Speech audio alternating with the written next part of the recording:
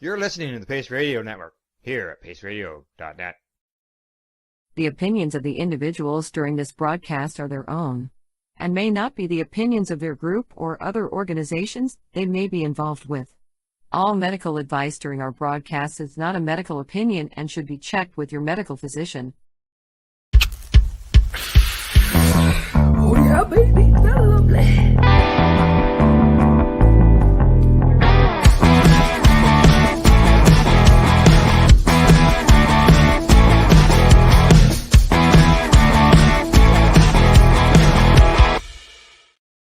Good morning. It's January the 4th, 2024, and welcome to Psychedelics and Cannabis Educational News from the Legacy420.com news desk. And we are live here at cbgtv.com and Pace Radio Network at paceradio.net. Happy New Year, Glenn. How you doing? Good morning. Happy New Year. I'm doing really good. Good. Well, what else? I know one thing that's probably pretty big news in your household, and other than it's just a new year, is the fact that you got your house listed for sale now. Yes, January 2nd, it went up for sale. First showing is almost like right after the show here. So I've been cleaning all morning. So this is almost like a break. It is. It is. Then I got to do a mad half hour after this and then get out of here.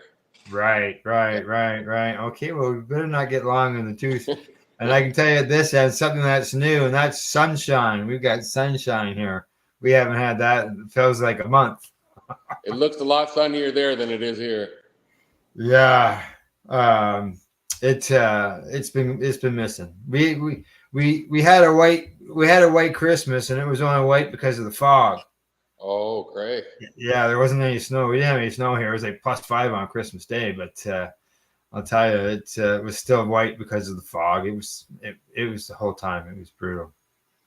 We have a little dusting of snow. That's it. This morning we woke up. You know, the grass is still taller than the snow, but there's a bit there, right? It's drying. That's right. Okay, well, you've got to skedaddle after the show. So we should get out of here. And we'll get started with the first story of the day. And this comes from the cannabinoid, or the International Cannabis Business Conference. The headline there says, the top global cannabis stories of 2023. Well, number one, we'll start with cannabis history made in Slovenia. Dr. Metka Paraji, the current Secretary for Health of the Slovenian Prime Minister's Cabinet, presented at the International Cannabis Business Conference in Bled, Slovenia in September. It was the first time in history that an incumbent at that level had ever presented at a global cannabis event. CAG introduced in Germany. The biggest story of 2023 was the introduction of Germany's long-awaited legalization measure. While the measure did not receive full approval by the Bundestag in 2023, the measure's formal introduction and approval by Germany's federal cabinet was historic, adding to the overall momentum for reform across the European continent. And Raphael Makulem passes away. The cannabis community lost a legend in 2023 when the internationally renowned cannabis scientist, the godfather of cannabis science, Professor Raphael Makulem, passed away in March. Makulem was credited with making some of the most significant scientific cannabis-based discoveries in human history. Oh, yes, big time. Japan votes to lift ban on cannabis-derived medications. Both chambers of Japan's parliament approved a measure in 2023 that lifted the nation's ban on cannabis-derived medications. The measure is limited in scope. However, it creates a legal path for qualifying patients to obtain medical cannabis products. Yeah, it wasn't as good as I was hoping it would be, but it's a start. That's right. Luxembourg passes national legalization measure. In mid-2023, lawmakers in Luxembourg approved a national adult use legalization measure. The new law permits adults to cultivate up to 4 plants in their homes, as well as legally possess up to 3 grams of cannabis. 3 grams? 3 grams. You got it, buddy. Wow. Oh, wow. Okay. Yeah. Legalization moves forward in South Africa, and because there, South Africa's National Assembly approved an adult use legalization measure this year. The measure is geared towards codifying a previous court decision from 2018 that struck down cannabis prohibition for individuals and to boost the nation's legal industry. That is 5 years previous. Wow. Medical cannabis trial extended in France. The 2,540 suffering patients participating in a medical cannabis trial in France received good news in 2023. The safe access trial that they are participating in will be extended for at least one other year. A historic measure introduced in Australia. And for the first time in Australia's history, an adult use cannabis legalization measure was introduced into the nation's parliament. Green Senator David Shoebridge introduced the Legalizing Cannabis Bill 2023, which would permit the adult recreational use of cannabis across the country. Bravo. Hemp leaves no longer a novel food in the EU. A European Commission working group removed hemp leaves as a novel food under EU law in 2023. The policy change permits the sale of hemp-infused tea and tea-like products in member states. First cannabis clubs licensed in Malta. Malta became the first European nation to pass the national legalization measure back in 2021. This year, the country issued its first round of licenses to non-commercial cannabis clubs. Advocates push for higher THC limits in Canadian edibles. Roughly 5 years after Canada passed its adult use legalization measure, the amount of THC that is allowed in edibles has remained very low. Advocates started a push in 2023 to raise the THC limit from 10 milligrams per unit to 100 milligrams per unit. Yes, it has to be. Yeah, the Pace Radio Show interviewed Normal Canada's director, Genoway K1. I know I'm going to get that wrong. Recently, and we talked to her about that. And last I saw, they had, well, let's say they only needed 500 signatures. They're hoping for 5,000. The last I saw, they had 3,000. So they were on their way. Oh, great. And they have until March, the end of March or something like that. So you collect more names still. Yeah. Cannabis pilot programs launch in the Netherlands. Limited adult use cannabis commerce trials finally launched in the Netherlands in December. After several delays, cannabis trials were first proposed in the Netherlands in 2017 as part of a governing coalition agreement. Pilot programs expand in Switzerland. Switzerland launched multiple adult use cannabis pilot programs in 2023. The pilot programs permit consumers to make legal purchases from licensed retail outlets to help the national government collect local data regarding cannabis consumer purchasing habits. Wow. There you go. Well, I sometimes wish that our federal government had a program that allowed patients to volunteer information in order to them, in order to help collect medical information or data or anything like that could help. Right? Yeah. If it's not a double or triple blind, they're not even interested in anything like this, Correct. Yeah. All right, on to the next story. This one comes to us from the Marijuana Moment. The headline on it says, the psychedelics reform movement accelerated in 2023 with new state laws and momentum at the federal level. Psychedelics policy came sharply into focus in 2023 with advocates calling multiple wins in the drug policy reform movements. Momentum continued to expand beyond cannabis at the local, state, and federal levels. It was a year defined by first, historic federal legalization signed into law mandating psychedelics clinical trials, first ever Food and Drug Administration FDA guidance on conducting research using ethnogenic substances, a novel congressional hearing, psilocybin services opening in Oregon, and a new opportunity to legalize MDMA as prescribed medicine, to name a few examples. What started as a local decriminalization project has quickly become one of the most significant and fast-moving sectors of the modern-day drug policy reform movement. And notably, its It's a renaissance that's increasingly being shaped under a bipartisan framework, with Republicans frequently leading on the issue in Congress and state legislators across the country. For advocates in 2023 did see certain setbacks, such as California's governor vetoing a psychedelics legalization bill that narrowly advanced through the legislature. But by and large, the year saw the Reform Coalition expand and mature, gaining steam that activists plan to leverage in the new year. Biden signs defense bill that requires psychedelic clinical trials for the military. In December, President Joe Biden signed a 2024 National Defense Authorization Act, which contained provisions championed by GOP House lawmakers to fund mandatory Department of Defense clinical trials exploring the therapeutic potential of certain psychedelics for active duty military service members. The push to include the psychedelics language was led by Representatives Dan Crenshaw, who's a Republican from Texas, and Morgan Luttrell, who's another Republican from Texas, a military veteran who had disclosed earlier in the year that his advocacy around the issue is partly informed by his personal experience receiving ibogaine and 5-MeO DMT treatment in another country. Yeah. Scroll down and you'll see the next one, and I'll read from there. It says congressional lawmakers hold first ever psychedelics hearing amid bill introductions. The House Veterans Affairs Subcommittee on Health held a historic hearing in November that centered on how substances like psilocybin and MDMA can aid therapy for military veterans facing mental health challenges.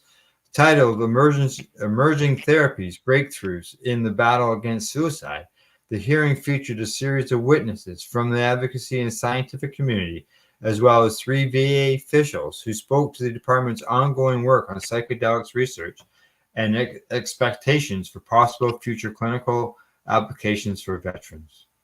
Representative Mary Annette Miller, Meeks, Republican from Ottawa, chair. Glenn, scroll down. Okay. Scroll down to the FDA releases psychedelics research guidelines. Okay. In June, FDA released first of its kind draft guidance on the unique considerations that researchers should take into account when studying psychedelics. With the agency show initial promise as potential therapies. The development came just 2 days after bipartisan congressional lawmakers filed a bill to direct the issuance of such guidance, indicating that a 14-page draft document was released was responsive to that request. Good. Okay. Application for federal MDMA review submitted. Following extensive clinical trials, the Psychedelics Focusing Group or drug development company formally asked FDA to review applications to approve MDMA as a prescription medication for the treatment of PTSD. The MAPS Public Benefit Corporation announced in December that it submitted the new drug application to the NDA to FDA, requesting an expedited review, given that the agency previously designated that the psychedelic as a breakthrough therapy. First psilocybin service centers open in Oregon as Colorado prepares for legalization rollout. Over the summer, Oregon regulators approved the nation's first license for a psilocybin service center, where people can use the psychedelic in a supervised and facilitated environment. Since then, hundreds have utilized the centers, attracting a long wait list of prospective participants despite criticism of the services as prohibitively expensive. The Oregon Health Authority moved quickly in 2023 to implement that psilocybin program after voters approved its legalization at the ballot in 2020. Good. California governor vetoes psychedelics legalization bill. California Governor Gavin Newsom disappointed advocates this year after vetoing a bill from Senator Scott Wiener that would have legalized possession of limited amounts of certain psychedelics while promoting the development of regulated access framework. In a veto message, the governor did caveat that he wants the legislature to send him a new bill next year establishing guidelines for regulating therapeutic access to psychedelics, and also consider a potential framework for broader decriminalization in the future. but he said he was unwilling to let the reform as passed by legislature to enact with his signature. So it almost sounds like he wanted to open things up a little bit more. Yeah, or not quite as much as that bill. They didn't explain what the bill had in it. So he wants another bill at least. Correct. States lawmakers and advocates advanced psychedelics reform. Meanwhile, several other states saw additional psychedelics reform policy in advance. There's Arizona, Massachusetts, Minnesota, Nevada, Washington State. That's the name of a few, I guess. That's it. That's the name of those ones. Local decriminalization movement expands. At the local level, advocates and lawmakers enacted measures to decriminalize psychedelics in a number of cities across the country, and this year expanding on the localized movement that started in earnest in Denver in 2018. The jurisdictions that enacted psychedelics decriminalization in 2023 were Eureka, California, Ferndale, Minnesota, Jefferson County, Washington, Portland is Maine, and Provincetown, Massachusetts. Yep. Federal court rejects the doctor's push to force DEA psilocybin scheduling review as agency again proposes ban on 2 psychedelics.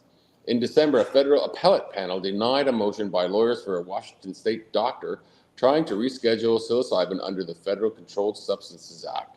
In an order, a 3-judge panel for the U.S. Court of Appeals for the Ninth Circuit rejected the doctor's request for a rehearing of an earlier court decision and returned the matter to the DEA.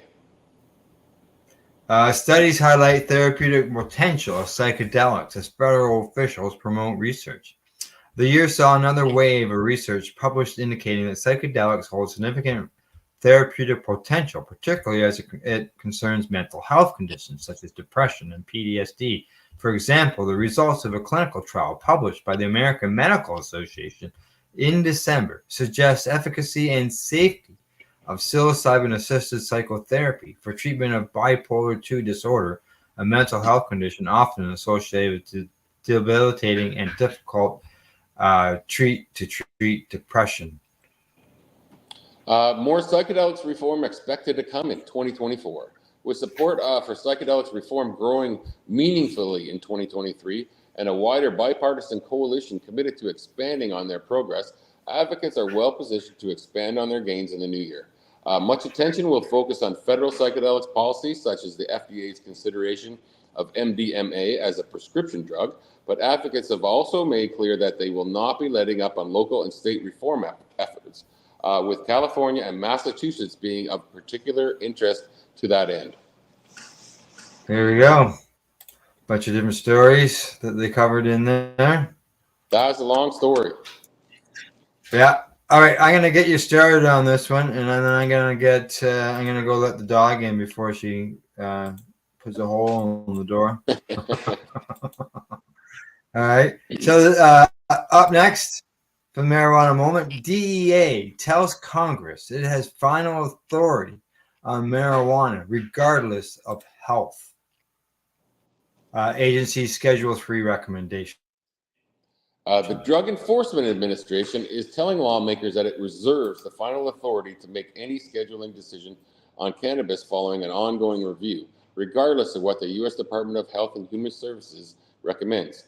In a letter sent to Congressional Cannabis Caucus, co-chair Representative Earl Blumhauer, who's a Democrat from Oregon, DEA acting chief of the Office of Congressional Affairs, Michael Miller, gave a general overview of the scheduling review process that was initiated under a directive from the President Joe Biden in October 2022. That started with a scientific assessment from the HHS that reportedly advised DEA to move marijuana from Schedule 1 to Schedule 3 of the Controlled Substances Act. Once HHS made its recommendation in August, DEA conducted its own review. The letter sent last month and first reported by Punchbowl News. DEA has the final authority to schedule, reschedule, or deschedule a drug under the Controlled Substances Act.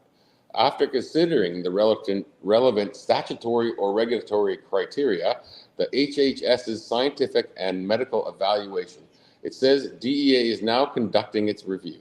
The agency statement came in response to an earlier letter from 31 bipartisan lawmakers led by Blumauer that implored DEA to consider the merits of legalization as it carries out its review.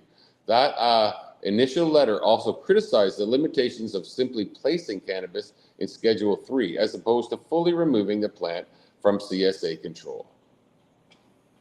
While Congress works to send the president comprehensive cannabis legislation, the urgency of full descheduling should inform DEA's position on overall cannabis reform and appropriate enforcement centered on advancing public safety, not unjust criminalization, the lawmakers' letter said. Marijuana's continuing inappropriate scheduling is both arcane and out of touch with the will of the American people. Say that again. In that context, DEA's response offered little insight, with the agency declining to address the lawmakers' key arguments, instead simply outlining the procedure details of the scheduling review. It also did not divulge any details about the timeline for the completion of the review, although many observers expect it to wrap up ahead of the November election. The Congressional Research Service recently concluded that it was likely that the DEA would follow the HHS recommendation based on past precedent. But as DEA reiterated in the letter last month, it has final jurisdiction over the CSA and maintains the right to disregard the health agency's advice. Also, despite the fear over the ongoing rescheduling review, outside observers still know little about HHS's justification for its recommendation that cannabis be moved to Schedule 3. While the agency sent hundreds of pages of explanation to DEA as part of its rescheduling recommendation, those documents have so far only been released in highly redacted form, with little to no indication of the federal health agency's findings related to possible medical benefits, addictive potential, or any other aspect of the decision policy.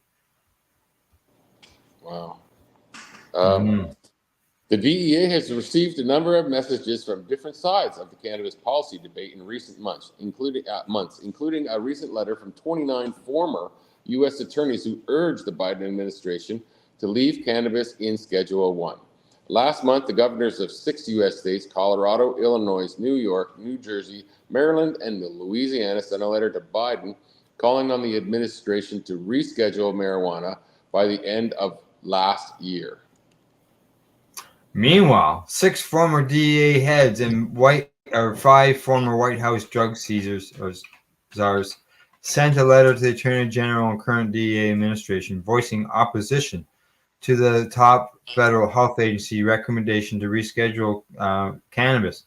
They also made a questionable claim about the relationship between drug schedules and the criminal penalties in a way that could exaggerate the potential impact of incremental reform. Wow, these people are all against it. This isn't. Yeah, I don't understand. The people want it. I know. All right, well, should we go on to the next story? Right? Oh, it's so many states have legalized it for medical and just legalized it, period. And the sky never fell. The sky never fell, exactly. It's ridiculous what they're doing. That shouldn't be going on. So, all right, on to our next story. If I can get this other screen to close up out of my way here. Headline on it says DEA notice shows increase in research amounts for THC, psilocybin, DMT, and more. And this comes to us from High Times. The Drug Enforcement Agency, the DEA, posted a notice on the Federal Register on January 3rd, which includes the most recent breakdown of Schedule 1 substances in its 2024 aggregate production quotas, as well as a wide variety of public comments and DEA responses.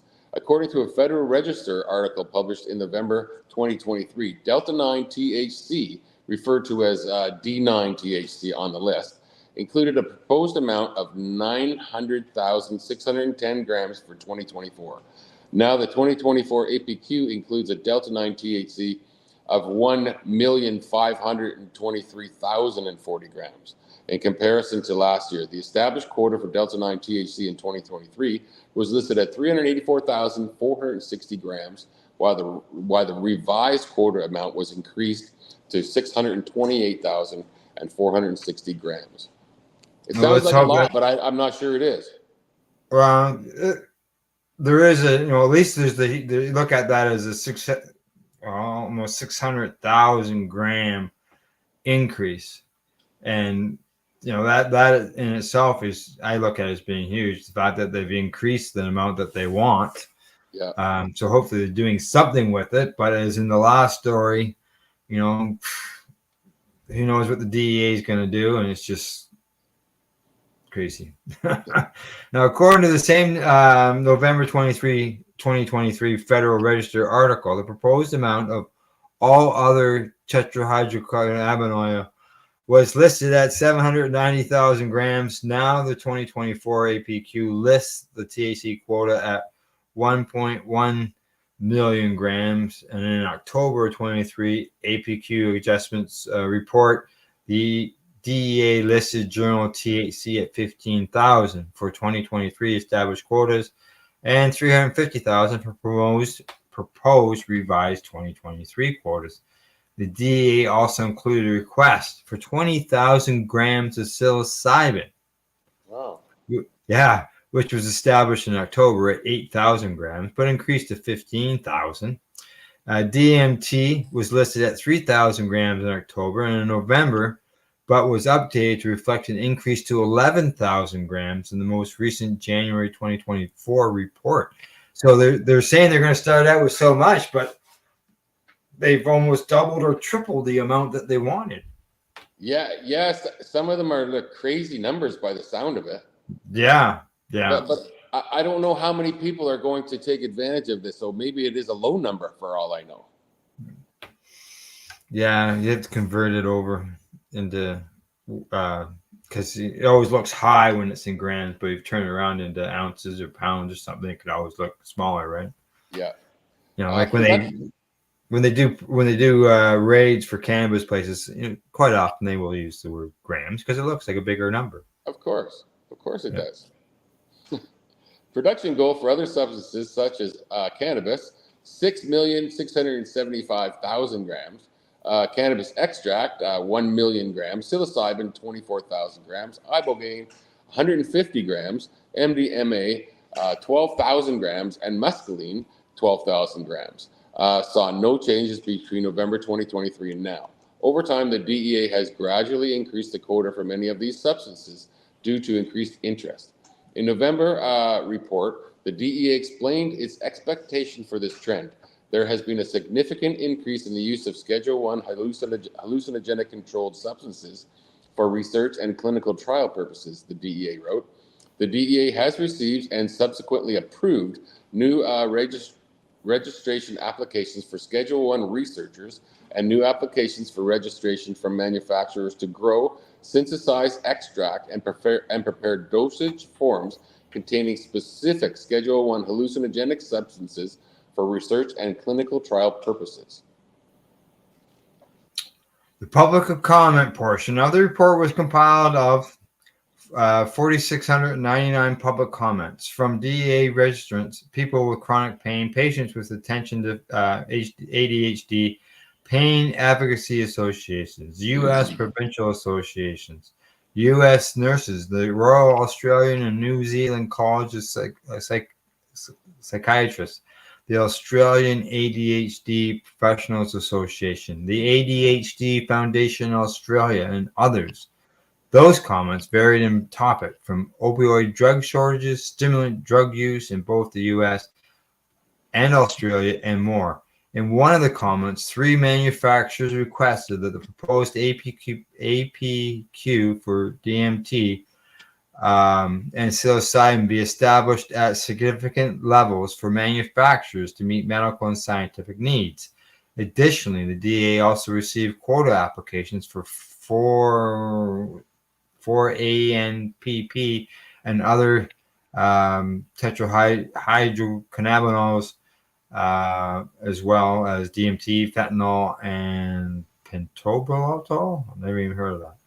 No, pentobarbital. I don't even. There you go. There it is. Another public comment referred to the religious use of Schedule I substances, specifically psilocybin, mescaline, ibogaine, lysergic acid dehylamide, and phthalamine. There's a lot of big words here.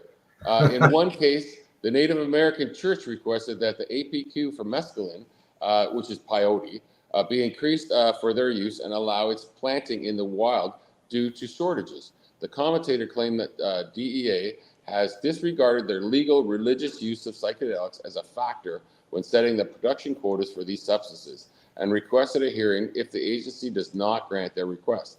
The DEA's response didn't address the statement and only wrote that the DEA has worked with Indigenous communities in the past. Another request included listing the fruiting bodies that contain psilocybin and psilocin, as well as peyote buttons containing mescaline, in the quotas rather than just the pure chemicals. However, the DEA responded by stating that the APQ listings are based on the Controlled Substances Act and it will continue to label them in accordance with the Act. Also, technically, peyote is categorized separate from mescaline. The DEA recently issued a warning to the state of Georgia for independent pharmacies selling low THC cannabis oil products. All DEA registrants, including DEA registered pharmacies, are required to abide by all relevant federal laws and regulations. A letter sent to the pharmacies in December 2023 stated, a DEA registered pharmacy may only dispense controlled substances in Schedules 2 to 5 of the Controlled Substances Act. Neither cannabis nor THC can lawfully be possessed, handled, or dispensed by any DEA registered pharmacy. Mm-hmm. Georgia pharmacies officially began selling low THC cannabis oil in October 2023. At the time, only 3 pharmacies received a license to sell cannabis with less than 5% THC, although there are more than 400 independent pharmacies that could be part of the program throughout the state. With substances like fentanyl rising as one of the most common sources of overdose death last year, it's imperative that research on the benefits of cannabis, psilocybin, DMT continue to progress. There we go. Done. All right. That's the first half of the show. We're done. We're going to move on to the second half after our commercial break. Glenn and I will be right back after our joint session. You're watching Psychedelics and Cannabis Educational News. You're listening to the Pace Radio Network here at paceradio.net. Cannabis edibles are an effective way to manage pain and other ailments, especially when you deal with your trusted partner, Legacy 420, in Tyendinaga Mohawk territory. You see, we lab test every product on site to ensure proper dosage every time, which is critical when consuming cannabis edibles. All Legacy 420 edibles are made by our classically trained baker and chocolatier, and we also have super tasty vegan options. Our baker has been in the industry for 25 years. She's also a chocolatier. Everything from savory to sweet, your chocolate bars, brownies, butter tarts, you name it, we make it. Talk to our knowledgeable Cannatex about our incredible variety available. Give your trusted partners a call. Legacy 420 out on your road.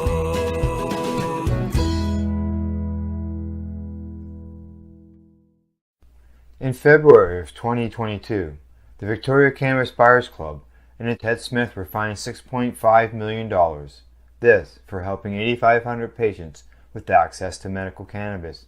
In our interview with Ted, he spoke to us about how people can donate to help in an upcoming court challenge. And here is part of that interview. From what I've seen lately, I believe that you've got something that you're trying to do as far as fundraising to deal with this next court challenge. For now, people can write checks directly to Jack Lloyd Law Corporation or send e-transfers to save the VCBC at gmail.com. I guess those are the 2 easiest ways for people to help right now. Pace Radio, is the People Advocating Cannabis Education Radio Network. Limestone City Hydroponics is Kingston, Ontario's hydroponics shop. Take your growing to the next level and create the optimal environment with a tent kit, or maximize your yield with an ebb and flow flood table kit. Either way, Limestone City Hydroponics has more sizes and options to fit your needs. Are you looking for the power of the sun that adapts to your budget? Then look no further, as they have professional grow lighting. They have indoor grow systems that are easy and cost effective, with many options to fit your living space and lifestyle. Cultivate your growing potential. We have everything you need to succeed. And if you can't make it to the store, they offer local delivery to the greater Kingston area. Remember, when you're looking for experts to help you grow, then look no further than the locally owned Limestone City Hydroponics, 105 Sunderland Drive in Kingston, Ontario. Call them at 613-548-0420. Are you a cannabis content creator? Are you looking for a place to have your content seen? If you answer yes to both questions, then you need to check out cbgtv.com. CBG TV, broadcasting to a worldwide audience. Find us at cbgtv.com. Enjoy the buzz of legalization with Campbellford Lifestyle Shop. From lights to plant nutrients, books, consumption accessories, and more, we've got all your basics to grow or consume cannabis. Visit our info center or take a look at our piercing services and body jewelry, now available in-store through Campbellford Lifestyle Shop, 17 Bridge Street West, Campbellford. We are people advocating cannabis education here at paceradio.net. Hey, we're back from a medication session. You're live with Psychedelics and Cannabis Educational News. Before we get into our next story, I just want to shout out to Sari for sharing our story on LinkedIn. She's sharing the news, spreading the news around. Nice. All right, up next. This one comes from Politico. Headline on it says, "Why fears about Biden's marijuana moves are overblown." President Joe Biden's administration is poised to make the biggest shift in federal drug policy in decades by loosening cannabis restrictions. But the move is sparking blowback from an unlikely constituency, legalization advocates. They argue that moving cannabis to a lower classification would do nothing to address the federal-state divide in cannabis laws, fail to address the impacts of criminalization, disrupt existing state regulated cannabis markets, lead multi-billion-dollar pharmaceutical companies to dominate the medical cannabis industry, and spur a potential federal crackdown. Howard Skollenberg, an attorney and former top official at the FDA Center for Drug Evaluation and Research, argues that these fears are alarmist and misguided. He doesn't believe the cannabis industry needs to worry about a crackdown if cannabis is moved from Schedule 1 to 3 under the Controlled Substances Act, as recommended by the FDA after review of the scientific evidence. He says, if you're going to launch an enforcement initiative against cannabis, why would you start off with saying, oh, by the way, it's less of a risk than we thought? Skollenberg says that during an interview with Politico. You would use your power under Schedule 1 and go after it. I think he's right. Skollenberg is now a partner at the law firm Arnold & Porter, but he held a variety of leadership roles at the FDA from 2010 to 2017, including stints overseeing compliance and enforcement operations. Skollenberg received the FDA's top official on a variety of issues, including cannabis. Support for cannabis legalization cracked 70% for the first time last November since Gallup started asking the question in 1969. The results of the poll were announced the day after Ohio voters made the Buckeye State the 24th in the nation to legalize recreational cannabis, and 38 states regulate medical cannabis sales. Come on, Joe. Get caught up on things, man. The DEA will have the final say on any change in cannabis federal classification. There's no timeline for when the agency will announce that decision, but Skollenberg believes it's likely in the first half of 2024. So the DEA is doesn't matter what the federal government wants to do or what DEA says no. Too bad. Yeah, That's what that it sounds feels kind of like, weird eh? to me.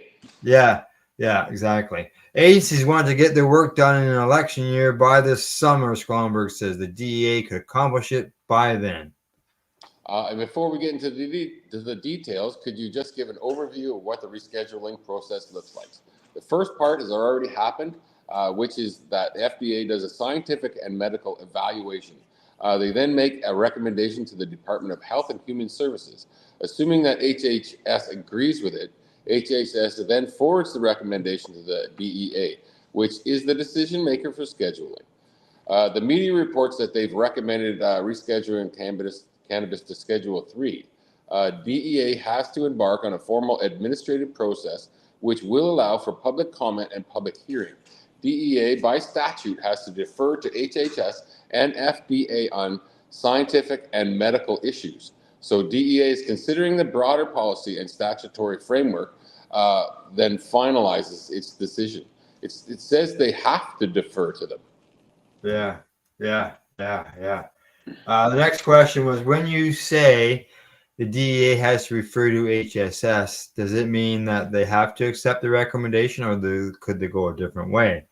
It says here that they have to accept the scientific and medical basis of the recommendation. They could go a different way if they found another rationale that's not scientific and medical. If the FDA were evaluating the science of abuse potential and of the medical uses, the DEA cannot say, no, we have doctors who know better than you. They can look at other factors like policy issues. Yeah. Go ahead. And the DEA has never disagreed with an HHS recommendation. I think it's unlikely they will do so here, though it's certainly possible. What else is there? That's the dark ones are the questions. So let's just basically read the question, get a paragraph or two, and then we'll move on to the next question. Okay, I'd like to get your take on some of the myths surrounding rescheduling, so I'll put them to you one at a time. Moving cannabis to Schedule 3 would lead to a crackdown on state cannabis programs. That would be a particularly illogical myth. Whether cannabis is Schedule 1 or Schedule 3, both FDA and DEA would say that it would violate federal law, dispense it either in recreational form or in an unapproved drug. If it was unscheduled, FDA would say it would violate the Food, Drug, and Cosmetic Act to have a medical cannabis program, because drugs have to be approved by the FDA after clinical trials, whether controlled substances or not. Okay. The next one. Yeah, go down to the next question. What about the argument that if it is rescheduled to Schedule 3, the state cannabis programs are going to be the subject to FDA regulations?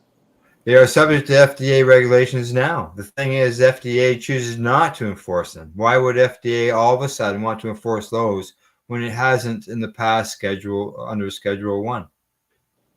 Good question. Yeah. Is it a resource issue? The FDA does not have resources for cannabis. If you want to actually have an enforcement program, you want to do something that has a real effect and just isn't symbolic. And to do something that has real effect, you can't just bring an enforcement action against one entity and leave thousands of others. You have to do it in a pretty big way. Okay. What do you make of the fears that rescheduling could mean that Big Pharma is going to swoop in and take over the cannabis industry? I don't know what the big swooping would be, it says. You're talking about conducting clinical trials and filing new drug applications for specific cannabis drugs. That is a lengthy and expensive process, but practically speaking, there would still be this medical cannabis industry. The approved drug would try to convince agencies to take action against some of the medical cannabis companies, but again, you have a resource problem. But would moving cannabis to Schedule 3 make research easier? Depends on who you ask. There's a bit of debate on that, whether it would make it somewhat easier, but the fact is clinical trials are still expensive, even if you're dealing with unscheduled substances. What would be the benefits for the cannabis industry of Schedule 3? Biggest one is the tax change to Section 280E of the tax code. When cannabis is under Schedule 1, it does not allow the deduction of normal business expenses. Schedule 3 would allow that. That's a very big change. Otherwise, it's just largely symbolic. So basically, changing it will just change the tax code. Yeah, it's money for big corporations. That's what it is. It doesn't do anything for the people who are being arrested and jailed. Does Schedule 3 have any impact on the criminal justice elements of the federal cannabis enforcement? Just like you were saying. Yeah, it remains a violation of the Controlled Substances Act and a felony to distribute a controlled substance, whether it's Schedule 1 or Schedule 3. Okay. What would it actually be possible to deschedule through this process? One could deschedule, but it is highly unlikely to happen at this point. Descheduling is a much bigger scientific and medical step because it requires determination that there's no abuse potential, which is something that the HHS and FDA, given the recommendation, were unwilling to do. It's funny that alcohol is legal. It has no abuse potential at all. No, none whatsoever. What do you think is the potential timeline for rescheduling? My guess is that it will happen in the middle of next year. Agencies do not like to issue major policy changes in an election or even in a lame duck period because it makes them more vulnerable to being repealed later.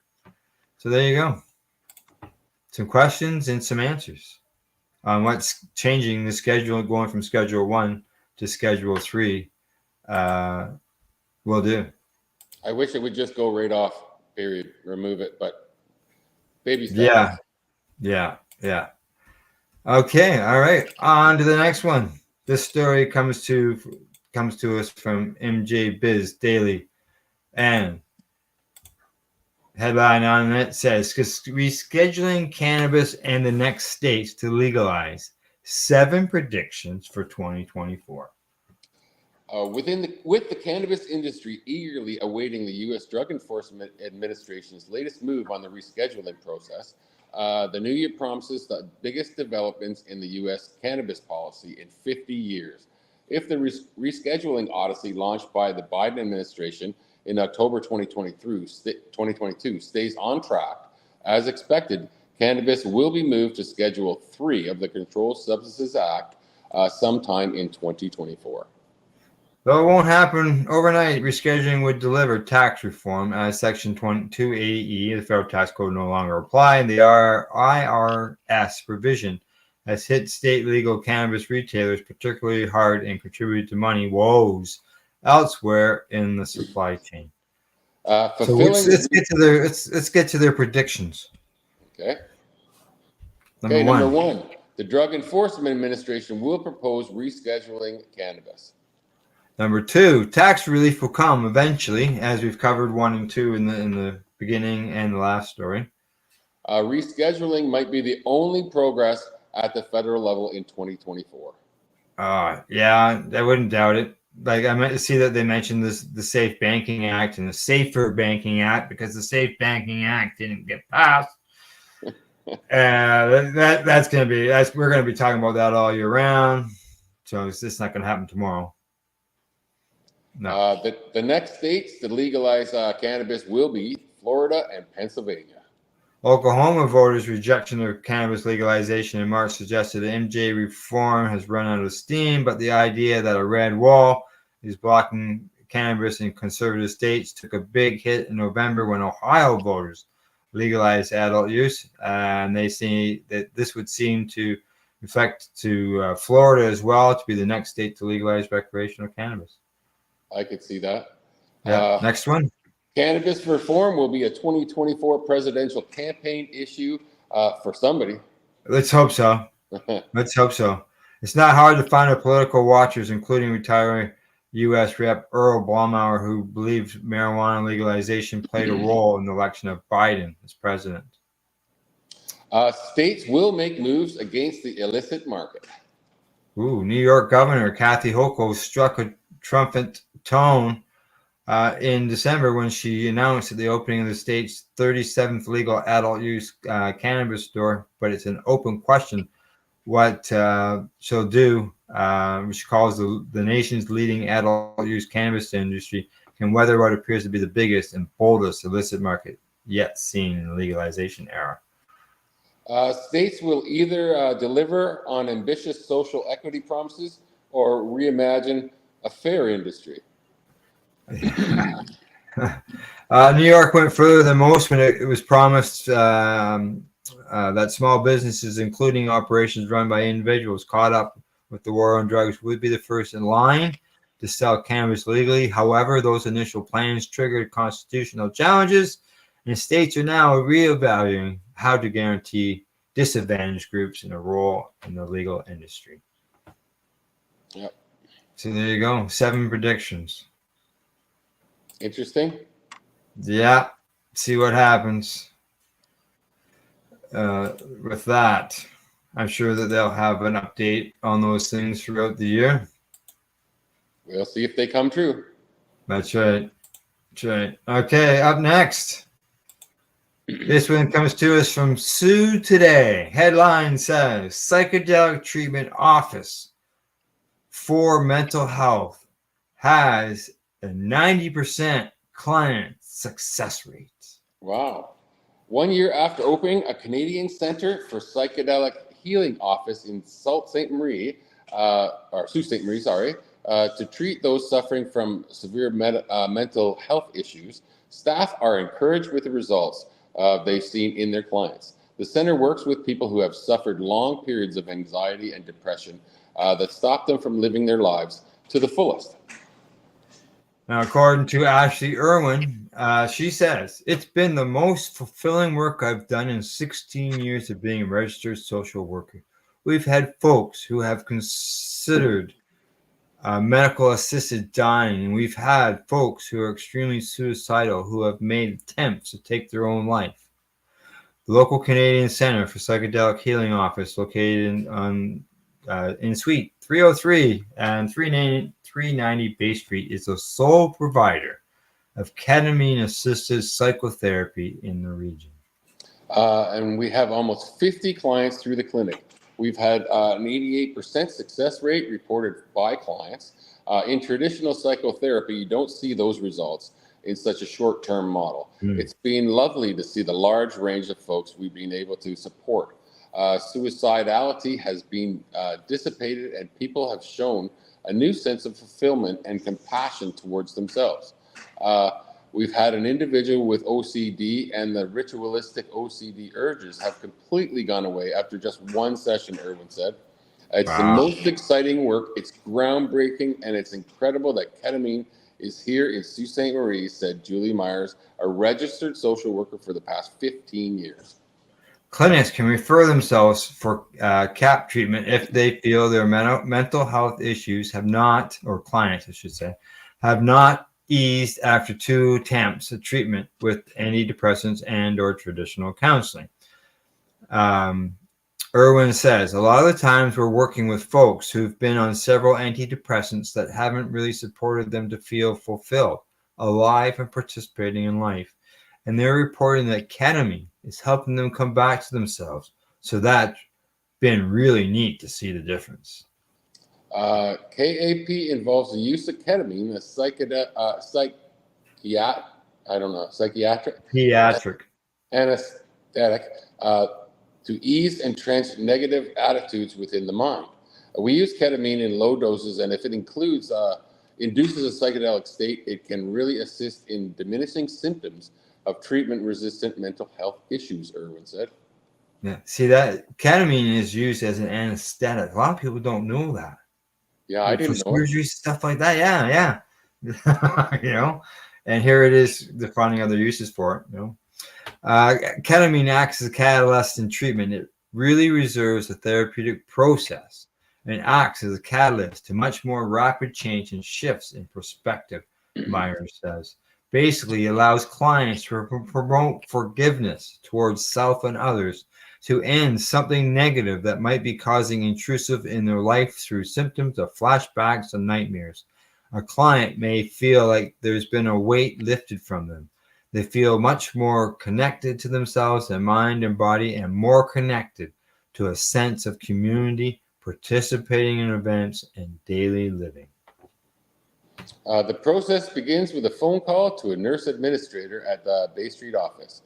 The nurse at the office will receive a client and measure their weight, examine their blood pressure, and their heart rate. From there, an on-site practitioner will decide if KAP is suitable for them. The client then meets with social workers or Myers to outline the desired treatment goals. A treatment session begins with the nurse practitioner administering a sublingual ketamine lozenge. A few minutes later, the client is then guided by Irwin and Myers to a meditative altered state. They can go back and reprocess something that happened with a lighter, more pleasant emotion to be felt, Irwin said. For a lot of clients who may have struggled with traditional therapy, who don't feel comfortable opening up, that psychedelic state is providing them with an enhanced comfort level, and they're able to open up more. With ketamine, it's just a whole new ballgame. People are willing to open up, and the results of that are pretty incredible. Social workers will then use a process called integration, which is an attempt to instill new habits and healthy tendencies in a client, such as enjoying nature or taking out creative pursuits, once the brain is at an optimal level of functioning. Myers says there tends to be really significant level of motivation after. After a ketamine session with a social worker, the client will be checked by a nurse to verify that their overall state, including their mobility, is in check before they leave the office. On average, prep time before a session with a social worker lasts 30 to 45 minutes. The ketamine-induced altered state lasts 45 to 60 minutes, and post-treatment integration with a social worker is approximately 45 minutes. A treatment session is usually 2.5 hours in duration. Sessions are longer for clients who have been suicidal. Clients are not left unattended. The office's treatment course consists of 6 sessions, 2 per week for a 3-week period. A post-treatment summary is written in which clients are asked if their treatment goals have been met or if they feel a need for further treatment. Most often they aren't, or there isn't, Irwin said. Their needs have been met, and that's nice to see for a relatively short-term model of treatment. Clients have the opportunity to come back for a consultation or further maintenance appointments if needed. They can ask for a monthly follow-up after a course of treatment. The office has treated clients from teens to seniors from the Sioux and Algoma district. Yeah, the Canadian Centre for Psychedelic Healing is monitored by Health Canada and the Ontario Ministry of Health. And in the past year, the centre has acquired Field Trip Health and has offices in Ottawa, Vancouver, Sault Ste. Marie, Thunder Bay, and Toronto. Treatment sessions are not covered by OHIP and cost approximately $3,700. Holy smokes. A good benefit plan can cover up to approximately $2,200 of that amount, Irwin said. It's hard not to get extremely passionate about it because we're seeing the results. We want to shout it from the rooftops that it's here in the Sioux and it's working so well. Traditional therapy can be a struggle and progress is sometimes slow, but every one of these sessions feels groundbreaking, Myers said. Yeah, when I saw that over the holidays at a 90% success rate, I went, we need that on the news. So that's why it is incredible. The price is incredible too. I was very shocked at that when I saw that. Yeah, they are expensive, and that happens with a lot of them. Whether because like in Jamaica, they have things like that for mushrooms and everything, and it's expensive. Just so you know, we are out of time. There was a couple other stories we were looking at, and that was that new micros outpaced standard licenses in 2023, and the Canadian cannabis retailer Trees Corp enters creditor protection, but we don't have time for them. But anything you got to say before I sign us out, Glenn? Peace, everyone. Happy New Year. Okay, that's our pace. That's it. Yes, Happy New Year. That's our news report for January the 4th, 2024, and from the Legacy420.com news desk, and for our buds at the Campbellford Lifestyle Shop, Limestone City Hydroponics, Legacy420.com, And in closing, we'd like to say thank you for watching, and don't forget to educate, medicate, and do not incarcerate. You're listening to the Pace Radio Network here at paceradio.net. The opinions of the individuals during this broadcast are their own, and may not be the opinions of their group or other organizations they may be involved with. All medical advice during our broadcast is not a medical opinion and should be checked with your medical physician. When you have a pain that's reached its peak, Legacy for 20, it's so unique. If organic cannabis is what you seek, here's your trusted partner 7 days a week. Suppository salves, vapes and drops, topicals, edibles, infused pop. Just when life seems like it ain't easy, at Legacy 420, enjoy a pop freezy. Lab tested products, make them the GOAT. Legacy 420 out on your road. Legacy 420 in Tyndonega Mohawk territory. Indigenous organic cannabis at its finest. Enjoy the buzz of legalization with Campbellford Lifestyle Shop. From lights to plant nutrients, books, consumption accessories, and more, we've got all your basics to grow or consume cannabis. Visit our info center or take a look at our piercing services and body jewelry, now available in-store through Campbellford Lifestyle Shop, 17 Bridge Street West, Campbellford. Limestone City Hydroponics is Kingston, Ontario's hydroponics shop. Take your growing to the next level and create the optimal environment with a tent kit, or maximize your yield with an ebb and flow flood table kit. Either way, Limestone City Hydroponics has more sizes and options to fit your needs. Are you looking for the power of the sun that adapts to your budget? Then look no further, as they have professional grow lighting. They have indoor grow systems that are easy and cost effective, with many options to fit your living space and lifestyle. Cultivate your growing potential. We have everything you need to succeed. And if you can't make it to the store, they offer local delivery to the greater Kingston area. Remember, when you're looking for experts to help you grow, then look no further than the locally owned Limestone City Hydroponics, 105 Sunderland Drive in Kingston, Ontario. Call them at 613-548-0420. We are people advocating cannabis education here at paceradio.net.